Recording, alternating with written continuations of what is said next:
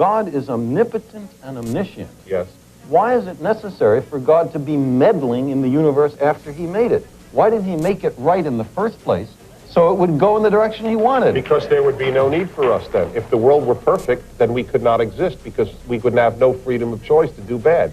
We couldn't choose anything imperfect. This is a very egocentric point of view. That the point of the world is so that we will do good or bad. That's right. Now, let me tell you a fact. Without humanity, I don't think there's a point. I was thinking of, you are the best-known astronomer in the world, but I was just thinking, who's the second best-known astronomer in the world? You know, it is true, but it's not. It's a funny thought. It's like now the best-known chemist.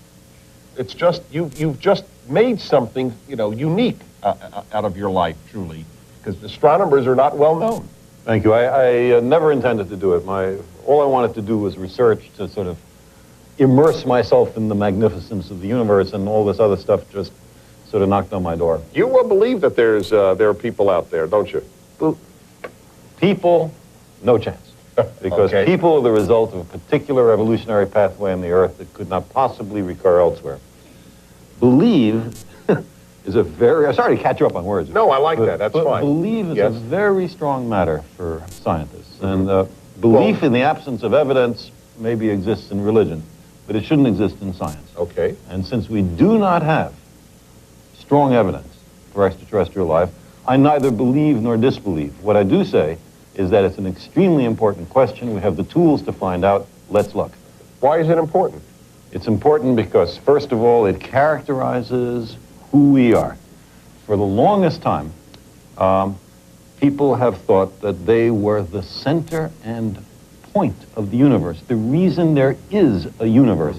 And that, of course, is connected with there not being anybody else. Right. If there is somebody else, then that... we're not quite as important. We're not quite as important. But there's other evidence that we're not quite as important. You said that we were unique, that you laughed at the suggestion that there are people out there. Absolute unique sequence of events made human beings. And every other animal on the planet. Okay, does that not argue for a God, for a design? I can't imagine. Why? Would you say that the existence of a slime mold argues for God? Yes. Why would you say that? Because the existence of something that is designed implies to me a designer. You have not met Mr. Charles Darwin, I can tell. I have met Mr. Darwin, and Mr. Darwin believed in God. Mr. Darwin... Last I asked him, he believed. But he did not believe that the argument you presented holds water. What Mr. Darwin said is that the slime mold and humans and everybody else have evolved by a set of natural processes, and no hand of a creator is evident or needed. That's the whole point of evolution by natural selection. So you feel that the pancreas and the liver and the intestines and the brain arrange themselves by natural, pure, fluky chance? A caricature. Why? Why is it a caricature? You're walking along the beach. You look down, there's something shiny. You pick it up. It's a pocket watch. You say, my goodness, look how beautifully this is put together. Look how well form matches function. Is it possible that the various gears and wheels fell together by accident? Ridiculous idea. A watchmaker means a watch means a watchmaker. Right. Now you go and you look at a pancreas maker. Right. And that's the step where you've made a mistake. Why? I'll tell you. Okay. Now let us look at the variety of dogs in the world. Okay? Ranging from, let's say, Dachshunds to Great Danes. Okay? Different forms, different functions, wildly different. How did they get to be so different? The answer is, humans made them different. I know you think this is still watchmaker, but wait a minute. Humans made them different by interfering with who mates with whom. You want a dog that goes into holes in the ground and ferrets out moles or something, then make sure that this low-slung guy mates with that low-slung female, and probably you're going to get more low-slung dogs. Now, what you are doing is what Darwin called artificial selection. The imposing of restrictions on what kind of offspring they're going to be by an external force. And if humans, in a mere 10,000 years or so, can produce the entire variety of dogs, cannot nature, which reaches into the innards of organisms. But nature doesn't have a brain. Doesn't need a brain. Okay, all right. Having 4 billion years of biological evolution to create all the diversity and beauty in the natural world. Having said all that, I will ask when we get back whether you do believe in God and what God means to you, because it's a question people like to ask scientists, especially Carl Sagan. We'll be back in a moment with that question. The watchmaker argument sounds persuasive until you look at biology. A watch cannot reproduce, mutate, or pass traits to the next generation.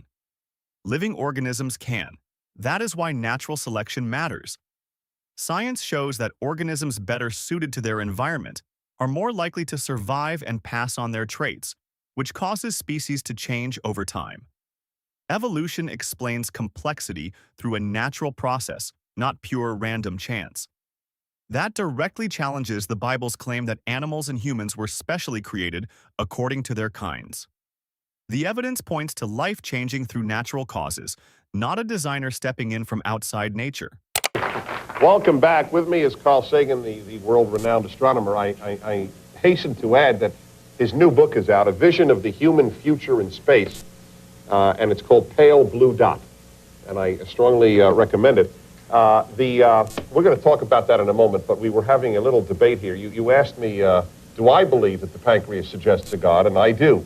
And I asked you if the stone suggests a god. Yes, and I said that not quite as much as the pancreas. That's probably because you're not a stone.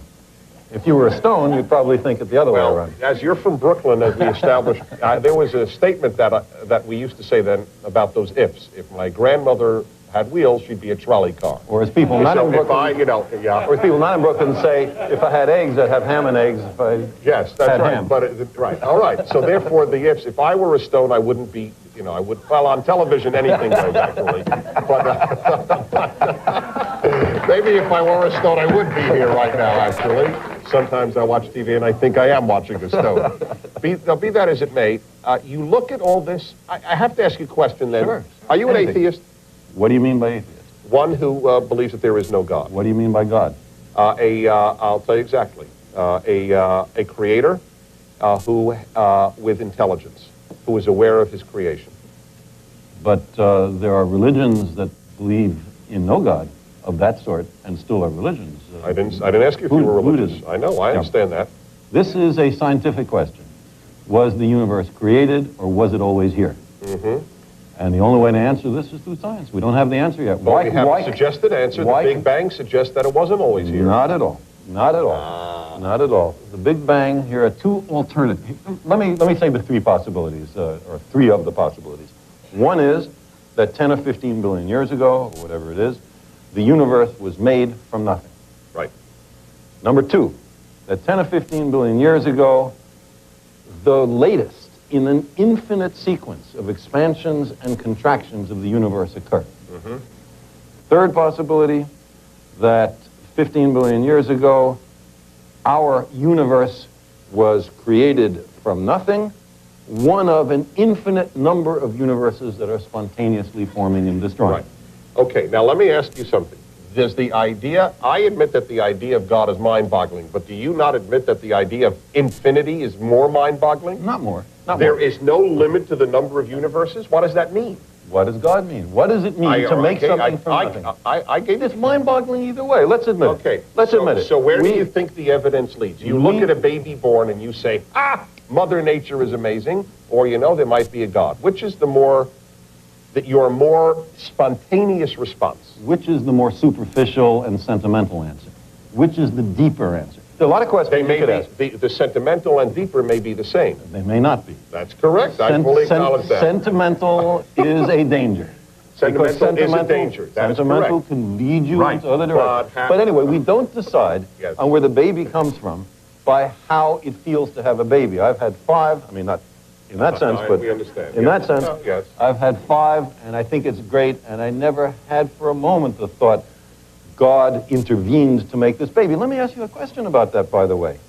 If God is omnipotent and omniscient, yes, why is it necessary for God to be meddling in the universe after he made it? Why didn't he make it right in the first place so it would go in the direction he wanted? Because there would be no need for us then. If the world were perfect, then we could not exist because we could have no freedom of choice to do bad. We couldn't choose anything imperfect. This is a very egocentric Not point egocentric. of view. That the point of the world is so that we will do good or bad. That's right. Now, let me tell you a Without fact. humanity, I don't think there's a point to the universe. Let me now argue about that. A lot of people like that idea, right? It's satisfying. No, wait. Let me make a remark. It's satisfying. We're at the center. We're important. We're the reason the universe was made. Feels good, right? Now, let's think of where we are. We live on a tiny world in a solar system which has about 70 or 80 big worlds going around the sun, which is an obscure star in an obscure spiral arm of a humdrum galaxy that contains 400 billion stars, and this Milky Way galaxy is one of about 100 billion galaxies. Now imagine that number of places, and in this obscure galaxy, in that tiny star, that little planet, those guys think they're the center of the universe. It's hilarious. Yeah, it's not hilarious. It just shows size isn't important. We'll be back in a minute with more on this. It's not a question of size, it's a question of multiplicity. I am My family? Yeah, I'm from Sirius, the star Sirius. Things we don't know about yet. Things that Carl Sagan will tell us about.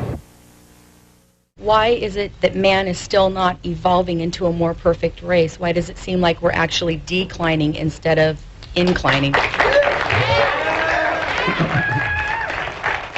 You have to bear in mind, I don't understand why that question received applause. You have to bear in mind... People are pessimistic about humanity. Really, that is the reason, and it's sad. You have to bear in mind this time scale of evolution. The average lifetime of a mammalian species is a few million years. We live in our personal lives only a few decades. There's a discordance between what we see personally and what the history of our species are. And so by the way, theory. evolution is not always in an upward direction. Evolution goes in all sorts of directions, including species that become less fit and become extinct. Most species that have ever lived on Earth are now extinct. Extinction What is your the answer? rule. What is your answer to those who say we have so many needs on Earth, and specifically in our society, we shouldn't spend billions and billions on scientific research? I would say that there are short-term problems and there are long-term problems. And if you eat the seed corn, you're just as dead as if you shot yourself. Fair enough. Yes, please. Dr. Sagan, how would you explain the large markings in the fields, and do you think maybe those were caused by spaceships? You're talking about crop circles. Yeah. This is well understood. Crop circles are a hoax. There were two guys in a pub in Wiltshire, in southern England, who said, I've had enough of this UFO stuff. Let's really show them up. Let's make a big circle in the wheat and see what happens. And what happened, let me spend just a second on this. What happened is, people said, oh, UFOs have landed. So then they thought, okay, this is too easy. Let's make something more complicated. And they did that. And then not only did people say UFOs have landed, they said, this is too complex for human beings ever to have made. This must be extraterrestrials for sure. And for 15 years, no one caught on. And then they confessed. And you see, you have heard about it being extraterrestrials. You never heard about the two guys who did it who confessed. And that says something about the way the media work. Hey, I just did a show on that. You're absolutely right. Religion keeps trying to make humans the center of everything. That is the problem. Science gives us a much colder answer. Earth is one small planet around one ordinary star, inside one galaxy among billions. NASA estimates the universe is about 13.8 billion years old, and science still does not claim to know what happened before the earliest moments of cosmic expansion. That honesty matters. Religion fills the unknown with God, then acts like the mystery has been solved. Christianity even places Earth, humans, sin, and salvation at the center of the story. But the scale of the universe makes that claim look more emotional than factual. To this, I hate to read too much, but this is almost like they've been reading your book. This is from the New York Times for Friday, May 24.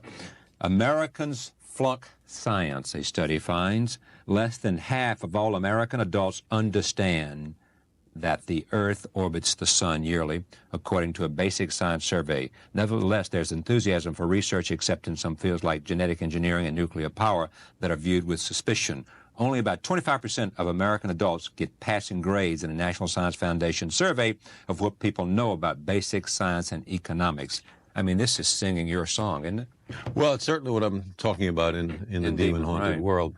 My feeling, Charlie, is that it's not that pseudoscience and superstition and New Age so-called beliefs and fundamentalist zealotry are something new. They've been with us for as long as we've been human. But we live in an age based on science and technology with formidable technological powers. Science and technology are propelling us forward at accelerating rates. That's right. And if we don't understand it, and by we I mean the general public, if it's something that, oh, I'm not good at that, I don't know anything about it, then who is making all the decisions about science and technology that are going to determine what kind of future our children live in? Just some members of Congress? But there's no more than a handful of members of Congress with any background in science at all. And the Republican Congress has just abolished its own Office of Technology Assessment, the organization that gave them bipartisan, competent advice on science and technology. They say, we don't want to know. Don't tell us about science and technology. Surprising, because Gingrich is genuinely interested, I think, in these kinds of things as a, out of his own intellectual curiosity. Does the president still have a science advisor? He does, John Gibbons, and the vice president is scientifically well known literate. For being yes, scientifically a science maven. I mean, you blast them all: creationist, Christian scientists who you say would rather allow their children to suffer than give them insulin or antibiotics. Astrologers come in for particular scorn on your part. Well, I would say scorn, just derision. Derision. A more generous version of scorn. But what's the danger of all this? I mean, this is not the thing that... There's two kinds of dangers. One is what I just talked about, that we've arranged a society based on science and technology in which nobody understands anything about science and technology.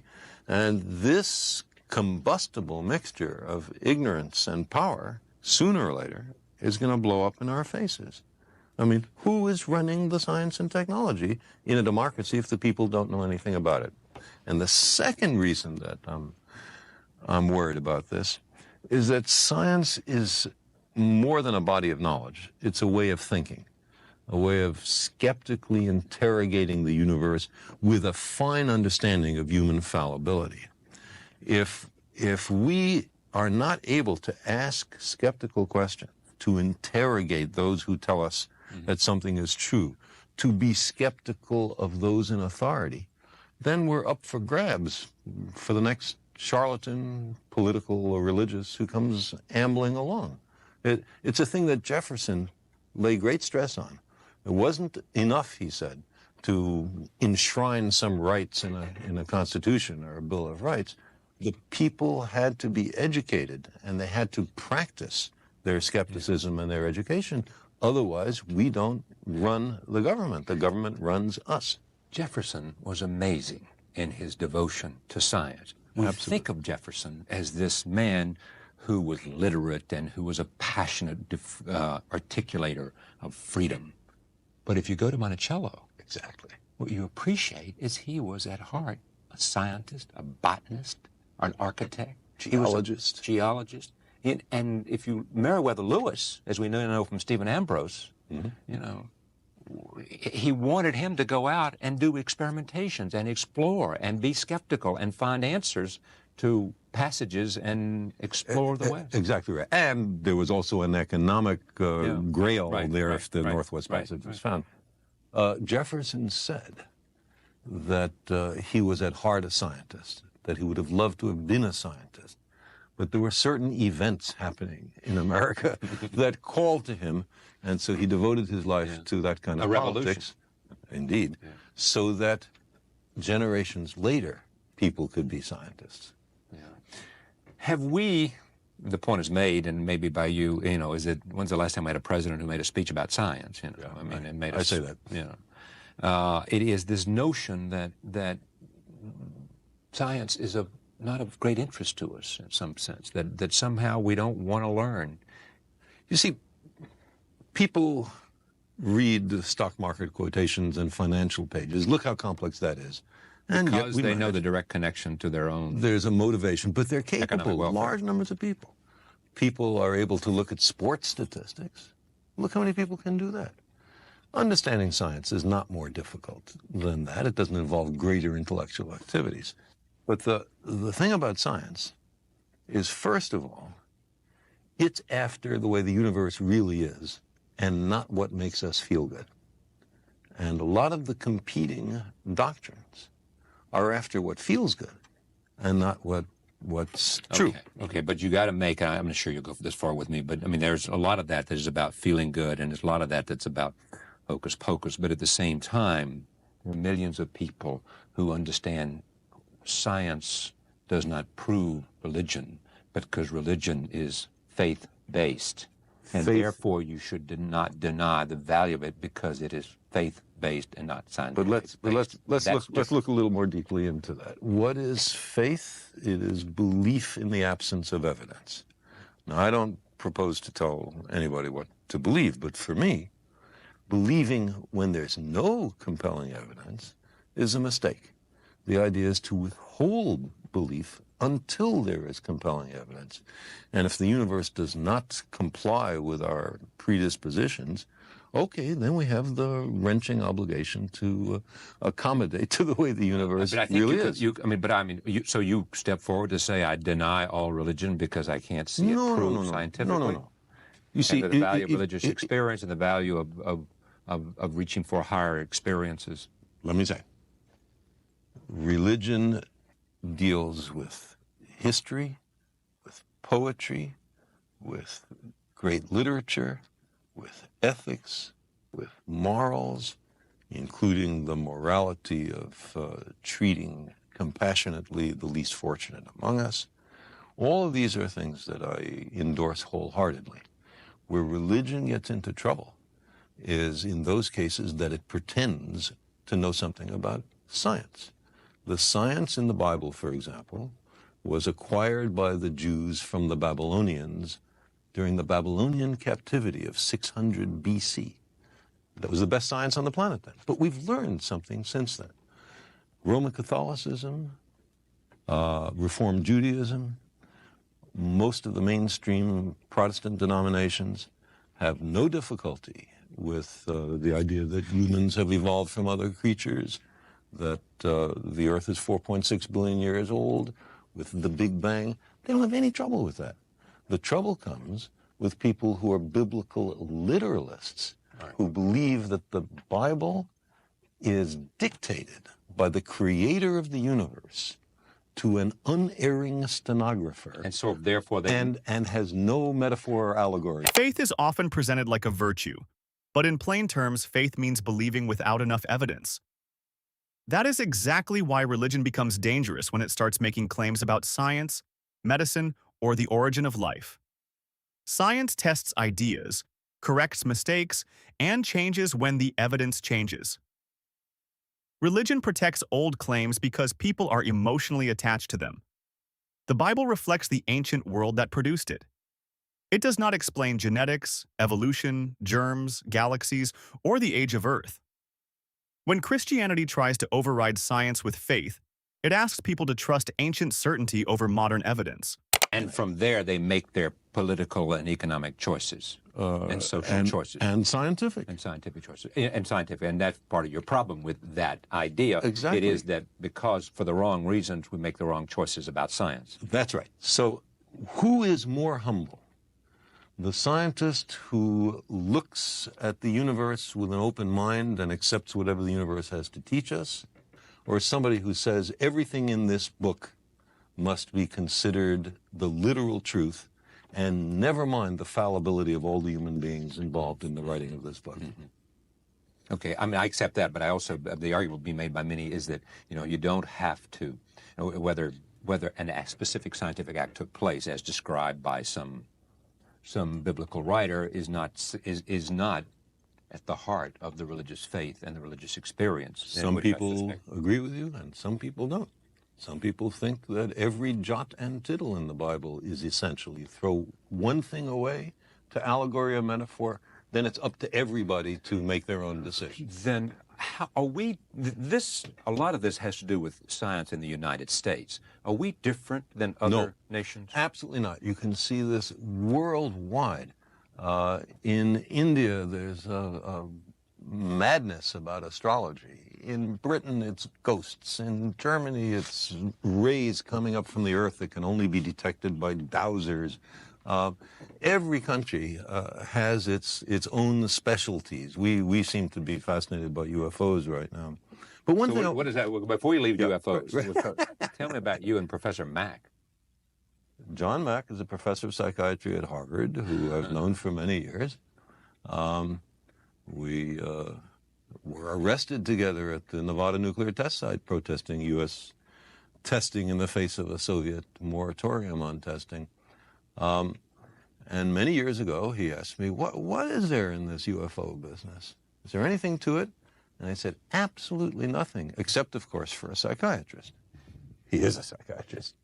Well, he looked into it and decided that there was so much emotional energy in the reports of people who claimed to be abducted that it couldn't possibly be some psychological aberration, that it had to be true.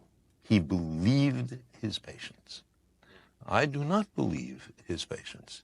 Many of these stories are about waking up from a deep sleep and finding your bed surrounded by 3 or 4 short, dour, gray, and sexually obsessed beings, who then take you to their spaceship after they slither you through your wall and perform a variety of objectionable sexual experiments. But here we have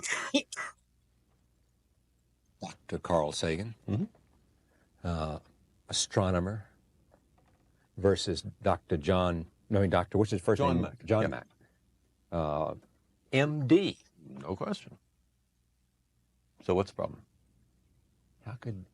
He's a scientist. How can scientists disagree? He's a scientist. Is that what you're asking? No, I'm asking what do you think of this man coming to these conclusions? I think he is not using the scientific method in approaching his issue. And when you constantly, I assume you come at him with both barrels in conversation. And in the demon-haunted world. And he says? He says, I don't appreciate the emotional force. You don't? Of these reports. But many people awaken from a nightmare with profound emotional force. That doesn't mean that the nightmare is true. It means something went on inside our head. You were making a point before I jumped to John Mack. Oh, yeah. What I wanted to say is, going back to the question of adequate evidence on something that's emotionally really pulling you. I lost both my parents about 12 or 15 years ago, and I had a great relationship with them. I really miss them. I would love to believe that their spirits were around somewhere, and I'd give almost anything to spend 5 minutes a year with them. Do you hear their voices ever? Sometimes. But 6 or 8 times since their death, I've heard it. Carl, just in the voice of my father or my mother. Now, I don't think that means that they're in the next room. I think it means that they're in your head. I've had an auditory hallucination. I was with them so long, I heard their voices so often. Why shouldn't I be able to make a vivid recollection of it? Here's what's interesting about this for me. I mean, you won't see this, but I'll throw it at you anyway. You convinced me a long time ago that it was arrogant for me or for anyone else to believe that there wasn't some life outside of our... To exclude the possibility. To exclude the possibility was an arrogance of intellect that we should not I still believe assume. You couldn't prove it. You didn't know it was there, but the arrogance for you... Right. We don't know if it's there. We don't know if it's not there. Let's look. And if you take that... Why can't you say there's a lot we don't know? There's a lot of power there that we don't know. There's a lot we don't know. You know, it's what I believe. But that doesn't mean that every fraudulent claim has to be accepted. We demand the most rigorous standards of evidence, especially on what's important to us. So if some guy comes up to me, and a channeler or a medium, and says, I can put you in touch with your parents. Well, because I want so terribly to believe that, I know I have to reach in for added reserves of skepticism, because I'm likely to be fooled and much more minor to have my money taken. And what was it, J.Z. Knight? Was it? Yeah, exactly. She has a guy named Ramtha, who's 10,000 years old. Or 35. 35, yeah. He tells you lots of things, but nothing about what life was like 35,000 years ago. Shirley MacLaine believes. Shirley MacLaine believes that Ramtha was her brother. Things like the Loch Ness Monster, and big, all that. Again, is it photograph? Fakes. I mean, the most famous photograph has now been shown to be a fake. But could there be a unknown mammal or even reptile of large dimensions swimming in a Scottish lake?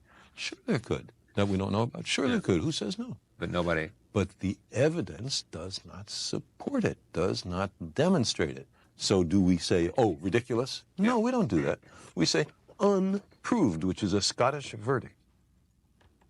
Some reviewers differ with your conclusions on this point, that you seem to say it's growing, this kind of pseudoscience. No, sorry to interrupt. I don't.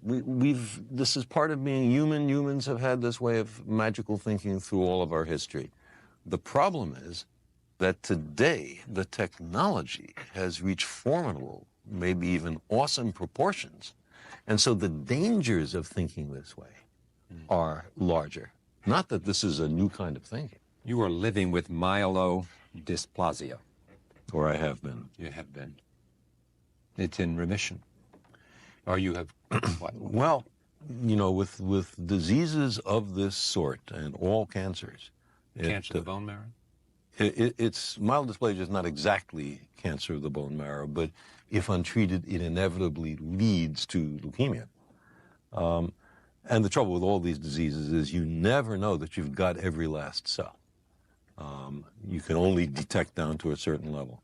But down to the level that anybody can detect, and in terms of how I feel and my stamina and all that, it seems to be gone. And I'm very lucky. Because you had a sister who now enabled you to have a bone marrow transplant. That's one, and also the enormous advances in in medical science in just the last few years.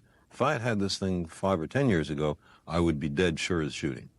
And then finally, the love and support of my family. All of those have played a central role. So you're optimistic? I'm very optimistic, or at least very hopeful. And just share with us, because of your sense of language and your sense of understanding and being reflective and introspective, what do you think about, and what does it do for you to? I didn't have any near-death experiences. I didn't have a religious conversion, but I thought about what it would be like to die. Certainly, and what it would be like for my family, right. and I didn't much think about what it would be like for me, because I don't think it's likely there's anything that you think about after you're dead. That's it, huh? Yeah, long, dreamless sleep. I'd love to believe the opposite, but I don't know of any evidence. But one thing... Faith, Carl, faith. One thing that it has done is to enhance my sense of appreciation for the beauty of life and of the universe and the sheer joy of being alive. You had a healthy portion of that before this, but even you, it happens to. Oh, there's no question. Appreciation. No question. Every moment, every inanimate object, to say nothing of the exquisite complexity of living beings. You imagine missing it all, and suddenly it's so much more precious. May you live a long time. Thank you very much. Thank you, Joe. Pleasure. Religion often wins people through emotion, especially grief and fear of death. That does not make it true. People can hear the voice of someone they lost, feel their presence, or desperately want an afterlife to be real. Psychology can explain that as memory, longing, and the brain recreating familiar patterns. Strong feelings are not evidence. That matters because Christianity builds its biggest promise on life after death, heaven, and reunion with loved ones. But wanting something to be true does not prove it. The honest answer is simple. If there is no strong evidence, we should not pretend certainty. My question is, given all these demotions, what is your personal religion, or is there any type of God to you? Like, is there a purpose, given that we're just sitting on this speck in the middle of this sea of stars?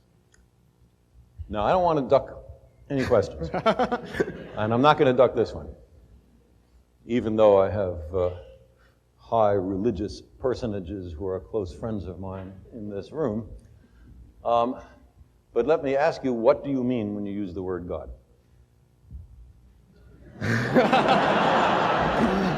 Well, I guess what my question, it's like, is there a purpose for, I mean, given all these demotions, why don't we just blow ourselves up? Why don't we? Yeah, what is our purpose? I mean... Let me turn the question around. If we do blow ourselves up, does that disprove the existence of God? No, I guess not. I mean, it'll be a little late to make the discovery, but still. Yeah. I guess what I'm asking is, since as we kind of make God almost go away in this, as he, through these demotions, and I don't mean he, because who knows what God is, but still saying it makes it sort of icky, doesn't it? Yeah, it's tough. We like it to be a he, don't we? Yeah. We've been trained to think of it as a he. It seems that through the ages, humans have created a mythological framework that has often involved some kind of higher spiritual powers. And as every human culture has done that. As that goes away, as we know more and more that, and it seems harder and harder to prove that anything might exist like that, where does that leave us? On our own.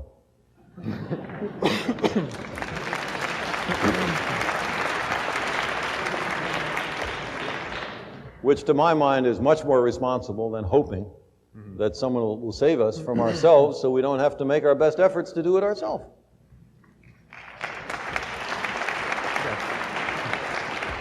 And if we're wrong, and there is someone who steps in and saves us, okay, that's all right. I'm for that, but we, hedged our bets. It's Pascal's bargain run backwards. I'll say another word. The word God covers an enormous range of different ideas, and you recognize that in the way you phrase the question. Running from an outsized, light-skinned male with a long white beard sitting in a throne in the sky and tallying the fall of every sparrow, for which there is no evidence. To my mind, if anybody has some, I sure would like to see it. To the kind of God that Einstein or Spinoza talked about, which is very close to the sum total of the laws of the universe. Now, it would be crazy to deny that there are laws in the universe, and if that's what you want to call God, then of course God exists. And there are all sorts of other nuances. There is, for example, the deist God that many of the founding fathers of this country believed in, although it is a secret whose name may not be spoken in some circles, a roi fainéant, a do-nothing king, the God who creates the universe and then retires, and to whom praying to is sort of pointless. He's not here. He went somewhere else. He had other things to do. Now, that's also a God. So when you say, do you believe in God? If I say yes or if I say no, you have learned absolutely nothing. I guess I'm asking you to define yours if you have one. But why would we use a word so ambiguous that means so many different things gives you freedom to Well, define it as It gives choose. you freedom to seem to agree with someone else with whom you do not agree. It covers over differences. It makes for social lubrication. But it is not an aid to truth, in my view. And therefore, I think we need much sharper language when we ask these questions. Sorry to take so long in answering this, but this is an important issue. The word God is often kept vague on purpose. When religion needs comfort, God becomes love. When it needs authority, God becomes a ruler. When science pushes back, God suddenly becomes the laws of the universe. That is not proof. That is moving the definition whenever the old one becomes harder to defend. Christianity makes specific claims: a personal God, prayer, miracles, heaven, judgment, and divine intervention. Those claims need evidence. Calling the universe God does not rescue Christianity. It only hides the fact that the personal God people pray to has never been king has the same problem as bad science fiction. It makes the universe look too much like us. Christianity says the creator of everything cares deeply about one species, on one planet, in one corner of space. But evolution shows humans came from a long chain of local accidents, mutations, extinctions, and natural selection on Earth. If life exists elsewhere, there is no reason to assume it would look like us, think like us, or share our religious stories. That weakens the Christian claim that humanity is the main point of creation. Science keeps pushing us away from human-centered myths. Fascinating book, The Dragons of Eden, and of course you still got the cosmic connection. The search for life beyond Earth exposes a major weakness in religion. Science says, let's look, test, listen, and follow the evidence. Christianity starts with an answer and works backward. It says humans are specially made, spiritually central, and watched by God. But the universe does not behave like it was built around us. We are a young species with nuclear weapons, climate problems, and a long record of violence. If intelligent life exists elsewhere, it would prove that meaning, morality, and survival do not need our religious story. The real question is not whether God will save us. It is whether humans can grow up before our own beliefs and technology destroy us. So here's the question. If science keeps explaining the universe through evidence, testing, and natural laws, why should anyone still accept religious claims that cannot be proven? Do you think belief in God is based on truth? Or is it something humans created to feel less alone in a massive universe? Comment your thoughts below. Don't forget to like, subscribe, and turn on notifications for the next part.